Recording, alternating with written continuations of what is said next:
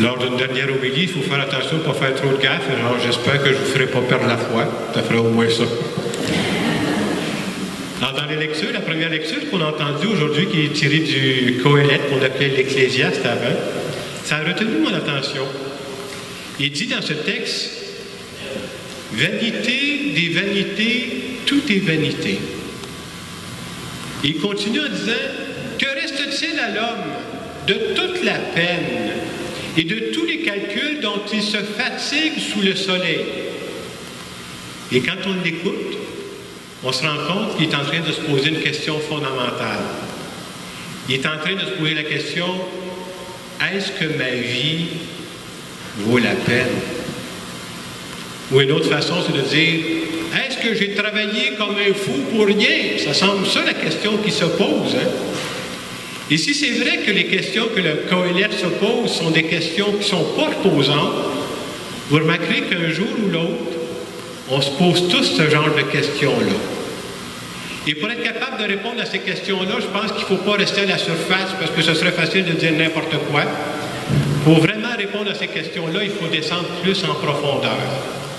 Et quand on descend plus en profondeur, on se rend compte que ce qu'on vit, là, on ne perd pas notre temps.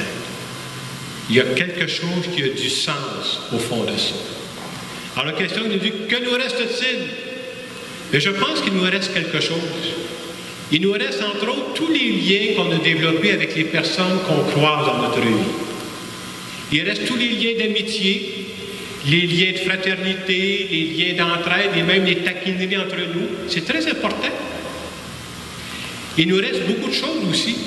Il nous reste, quand on pense, on recule dans le passé, on peut se rappeler les bouts difficiles qu'on a traversés.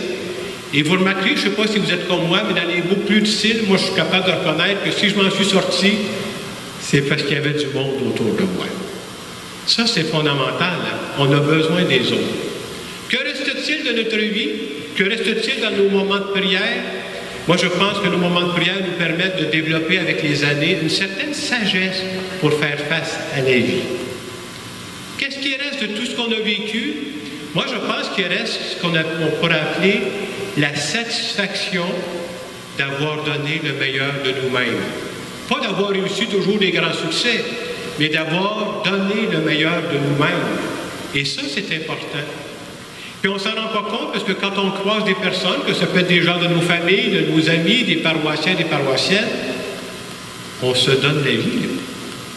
On est en train de se donner la vie les uns les autres. Si vous n'étiez pas là, ma vie ne sera pas pareille, puis vice-versa, j'espère que c'est ça. Hein? Est-ce qu'il y a quelque chose de plus important que de donner la vie? Il me semble qu'il y a bien plus important que ça. Hein? Et à travers cette lecture du Qoéleth, il veut nous faire réfléchir justement que ce qu'on est en train de vivre, là, ça a du sens. Il faut sortir de juste la surface pour se rendre compte qu'il y a du sens, qu'on ne perd pas notre temps et que Dieu nous accompagne là-dedans. Et dans l'Évangile, en finissant l'Évangile d'aujourd'hui, je trouvais qu'il y avait une belle expression, moi, qui m'a fait réfléchir aussi. On nous invite à être riches. Riches en vue de Dieu. Qu'est-ce que ça veut dire d'être riche en vue de Dieu? Et je me suis dit, être riche en vue de Dieu, ça veut dire miser sur les valeurs de l'amour et de l'entraide.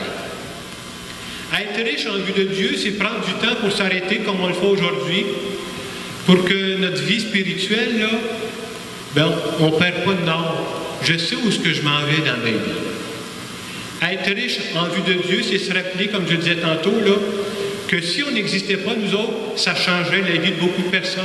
On oublie ça, là, mais c'est vrai ce que je vous dis là. On est en train de donner la vie, puis il y a des gens qui nous rendent l'appareil. Être riche en vue de Dieu, c'est quand on place l'être humain en premier.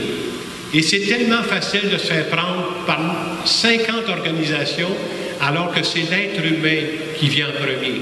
Et je trouvais que c'est ça que le pape répétait souvent cette semaine. L'être humain, il n'y a pas des meilleurs êtres humains, on est tous des êtres humains, on est tous aimés de Dieu. Et de savoir ça, de savoir que notre vie a du sens, qu'est-ce que ça fait? Ça donne l'élan pour ne pas lâcher.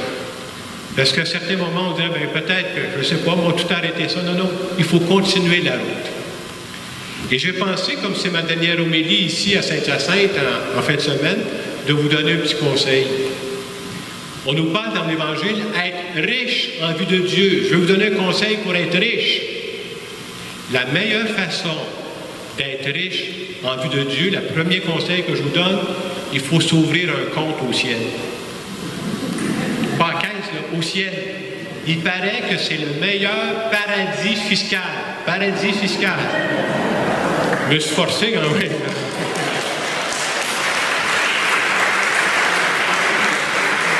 Et dans ce compte au ciel, Dieu nous promet qu'il va multiplier tous nos gestes de bonté comme il l'a fait jadis quand il a multiplié les pains et les poissons. Ça veut dire quoi? À chaque fois qu'il y a quelqu'un dans mon entourage, dans ma famille, dans nos amis, qui est malade, qui va à l'hôpital, de prendre soin de ces personnes-là, de les encourager, de dire que Dieu ne les oublie pas. À chaque fois, c'est comme si on faisait un dépôt dans le compte. Quand je rencontre quelqu'un qui vient de perdre un être cher, tu viens de perdre ton conjoint, ta conjointe, tu viens de perdre un de tes enfants, tu viens de perdre ta mère, là. Ces personnes-là ont besoin de parler. Quand on prend le temps de les écouter, de les encourager, on est en train de faire un dépôt dans le compte du ciel. Et chaque fois qu'on est en service avec les talents qu'on a, on est en train de faire un dépôt dans le compte du ciel. Et nous, on croit que Dieu va multiplier ça au centuple. Quand on croit à ça, là, ça fait vivre. Et même si on est des personnes limitées, même si on n'est pas capable de tout faire, si on fait des dépôts régulièrement, là, vous savez ce qui va arriver? On va devenir riche en vue de Dieu.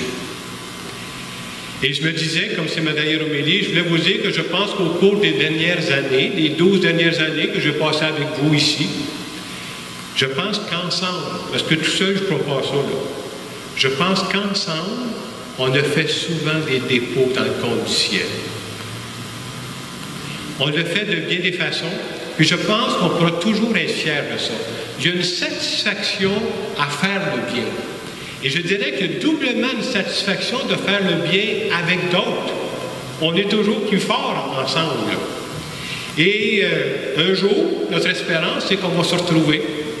On va se retrouver au ciel, même si c'est pas, comme quelqu'un me disait, c'est important, mais c'est pas urgent.